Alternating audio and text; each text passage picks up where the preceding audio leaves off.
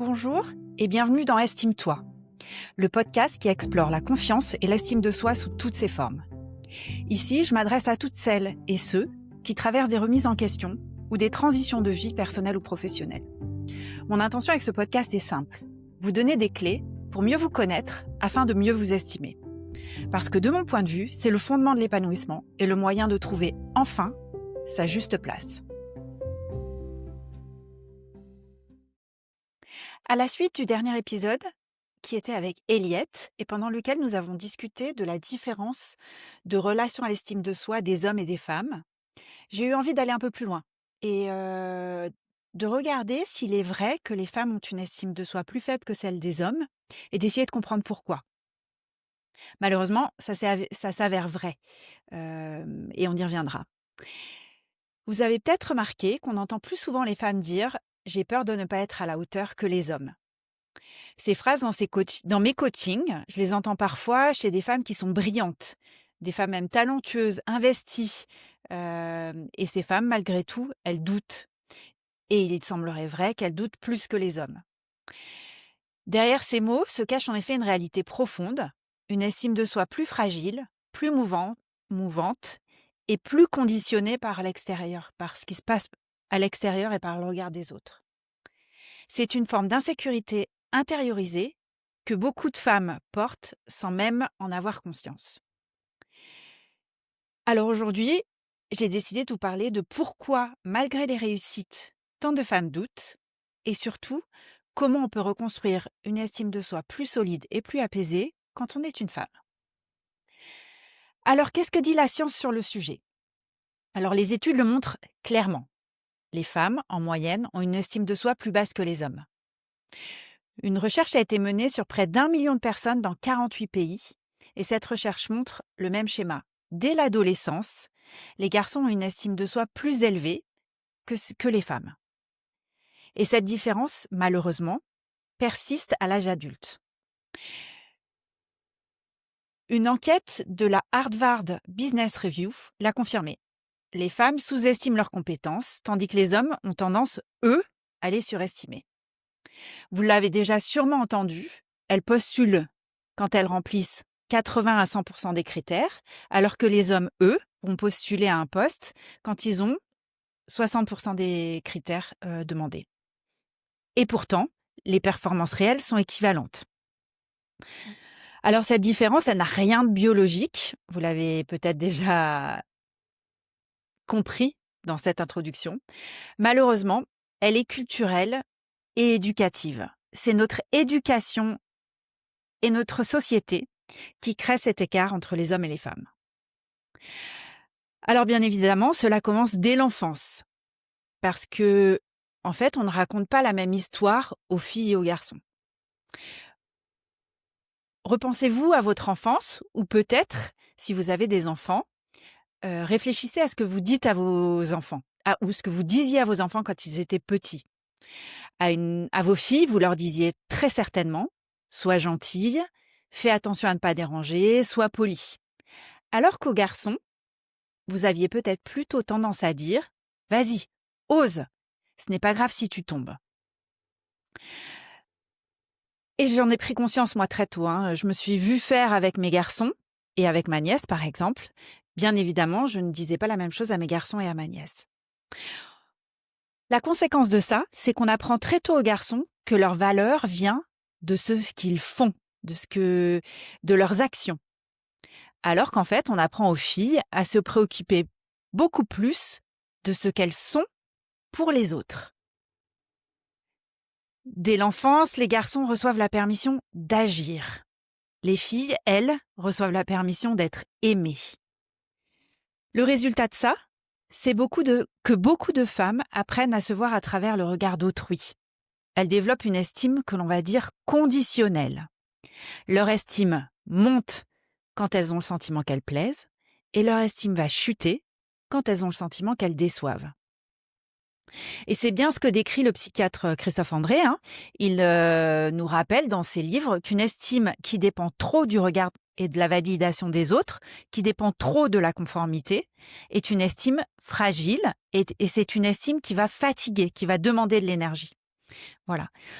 Donc c'est bien ça la différence entre les hommes et les femmes, c'est que les femmes ont une estime plus fragile et elles se fatiguent plus à la maintenir ou à la développer parce que c'est une estime conditionnelle qui dépend du regard, de la validation et de la conformité. À l'âge adulte, malheureusement, les femmes sont soumises aussi à un phénomène qui va intensifier cette différence, qui est ce qu'on pourrait appeler le piège de la perfection. En effet, le schéma se transforme, mais il a toujours le même effet. Les femmes se retrouvent coincées entre souvent plusieurs injonctions, on va dire 2 injonctions. Elles doivent être fortes, mais pas trop. Elles doivent être ambitieuses, mais pas dominantes. Elles doivent être disponibles, mais jamais dépassées. Et elles doivent être compétentes, mais rester modestes. Elles sont toujours entre le trop et le pas assez. Cela crée une tension, cela crée une pression invisible. Cela génère un sentiment d'inéquation, un perfectionnisme qui va être douloureux, qui va inciter à essayer de tout bien faire tout le temps. Alors mesdames, je ne sais pas si vous l'avez ressenti, hein, cette impression qu'il faut tout bien faire tout le temps. Et en fait, ce désir de perfection va générer de la peur. La peur de décevoir et la peur de ne plus être aimé. Une étude a été publiée dans Psychology of Women Quarterly et elle montre que 7 femmes sur 10 ressentent une pression constante à tout bien faire. Tout bien faire au travail, à la maison, dans leur corps et avec leur corps. Et ça, vous vous doutez bien que ça nous épuise, nous les femmes. Pour ma part, cette pression, je l'ai ressentie pendant des années. Pendant des années, j'ai voulu être parfaite dans tout. Parfaite en tant que mère, parfaite en tant que professionnelle, parfaite en tant que fille, parfaite en tant qu'amie. Et surtout, je ne voulais pas me faire aider. Car si je me faisais aider, je n'aurais pas été parfaite. Et je me suis épuisée. Mon corps a fini par appeler au secours et il m'aura fallu 2 ans.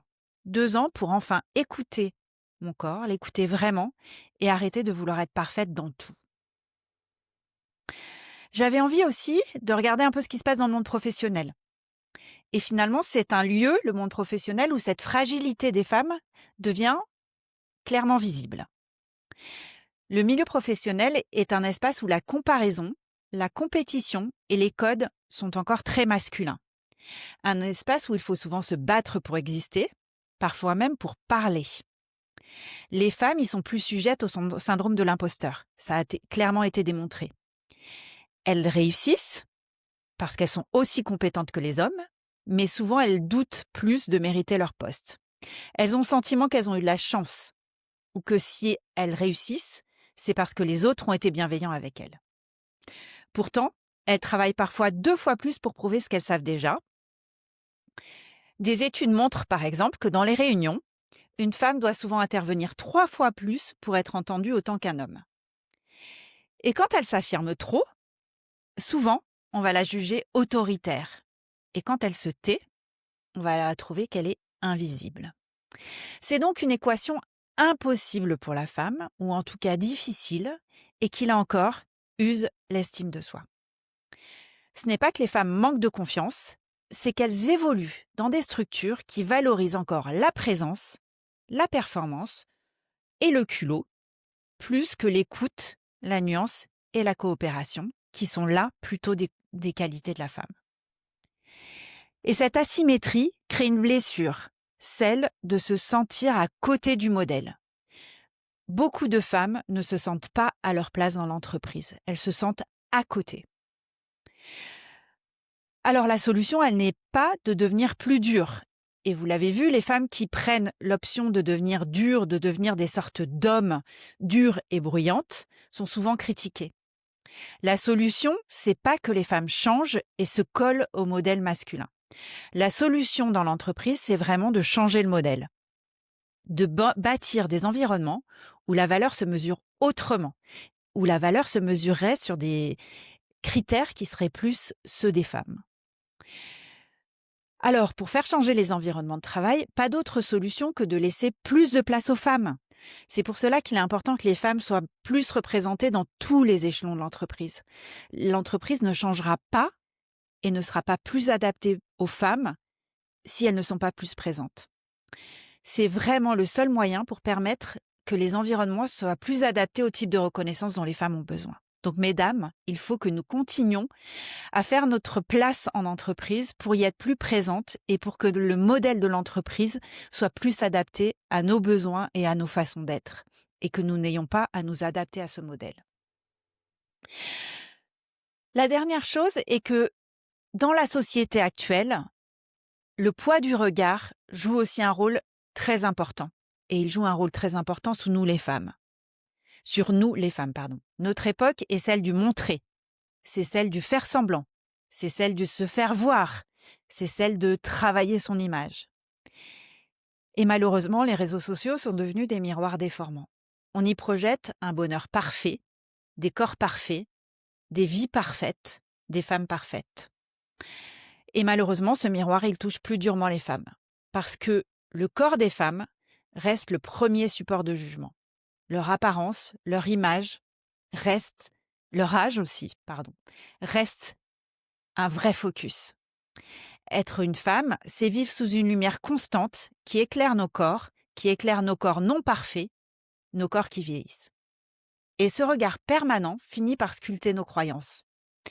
Des croyances qui, là encore, impactent notre image de nous et donc notre estime de nous. Les croyances que nous avons, nous les femmes, sont « ma valeur dépend de mon image »,« si je déplais, je n'ai pas de valeur ou je disparais ». Et sans qu'on s'en rende compte, ces croyances viennent installer le doute de manière discrète et insistante. Tout cela est très sournois. Alors heureusement, il y a une bonne nouvelle. Et la bonne nouvelle, c'est que tout cela n'est pas une fatalité. On peut changer les choses. L'estime de soi n'est pas figée. Ce n'est pas parce qu'elle a été fragilisée dans l'enfance et qu'elle a continué à être fragilisée dans la vie adulte qu'elle ne peut pas être renforcée. L'estime de soi, j'en ai déjà parlé dans d'autres épisodes, elle se travaille, elle s'entraîne, comme un muscle. Et surtout, on peut la guérir si on en prend soin. Alors là, je vais lister à nouveau quelques pistes. Rien de nouveau, rien de bien nouveau, je me répète certainement par rapport à certains de mes précédents épisodes. Mais cela ne fait jamais de mal de le rappeler. Une première piste, mesdames, c'est d'agir. Même un petit geste, parce qu'à chaque petite action, on contredit la peur. Le « je ne suis pas capable », si l'on se met dans l'action, devient « je l'ai fait ». Et ça, cela fait du bien. Deuxième piste, la compassion et la bienveillance envers soi. Et oui, madame et messieurs, parce que les recommandations que je donne valent aussi pour les hommes, mais des chercheurs ont montré que l'autocompassion est le meilleur antidote au perfectionnisme. Je fais de mon mieux et c'est déjà beaucoup. Donc, mesdames, vous qui êtes mères, vous êtes toutes des mères good enough, des mères qui en font déjà bien assez et c'est déjà beaucoup. La troisième piste pour renforcer votre estime de soi, c'est redéfinir vos critères de valeur. Ne plus vous demander « est-ce qu'on m'aime ?» Parce que ça, c'est pas ce qui est important. Ce qui est important, c'est est-ce que vous êtes aligné avec ce que vous voulez être? Est-ce que vous avez progressé par rapport à hier? Est-ce que vous êtes comme vous avez envie d'être? C'est ce que Christophe André appelle remettre son estime de soi à sa juste place, à l'intérieur et non plus à l'extérieur. La quatrième piste pour développer son estime de soi, elle est dans le lien. Parce que même si nous, les femmes, nous devrions être moins dépendantes du regard des autres, néanmoins, les autres nous aident à renforcer notre estime de nous quand ces autres nous envoient une image positive. Et souvent, la sororité, les discussions entre femmes, les communautés bienveillantes sont un vrai moteur de développement de l'estime de soi. Des études montrent que le sentiment d'appartenance entre femmes augmente la confiance perçue de 50%. Alors surtout, entourez-vous de femmes bienveillantes. Parce que être vue sans être jugée, ça répare. Et malheureusement, dès qu'il y a des hommes, les femmes se sentent plus jugées. Alors mesdames, passez du temps entre vous et soutenez-vous. Alors pour conclure, oui, aujourd'hui encore, les femmes doutent plus souvent d'elles-mêmes que les hommes. Mais je tiens à vous rappeler, mesdames, que ce doute n'est pas un défaut. Et surtout, ce n'est pas votre faute.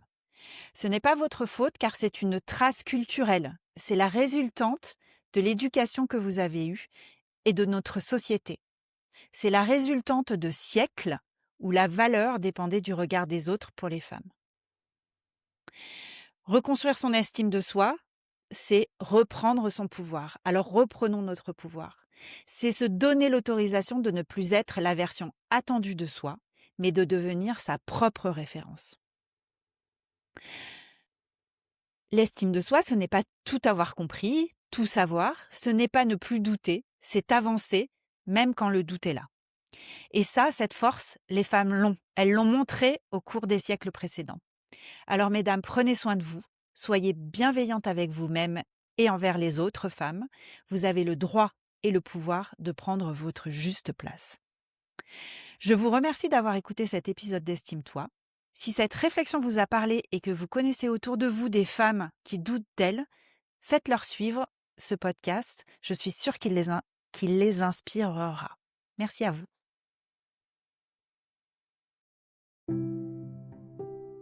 Merci d'avoir écouté cet épisode d'Estime-toi. J'espère qu'il vous a donné des clés pour booster votre estime de soi. Si ce podcast vous plaît, pensez à vous abonner, à laisser un avis et à le partager autour de vous. C'est ce qui m'aide le plus à le faire grandir. Et si vous souhaitez poursuivre la conversation, je vous retrouve avec plaisir sur LinkedIn. Et surtout, souvenez-vous, prendre soin de votre estime de soi, c'est vous donner l'opportunité de trouver enfin votre juste place.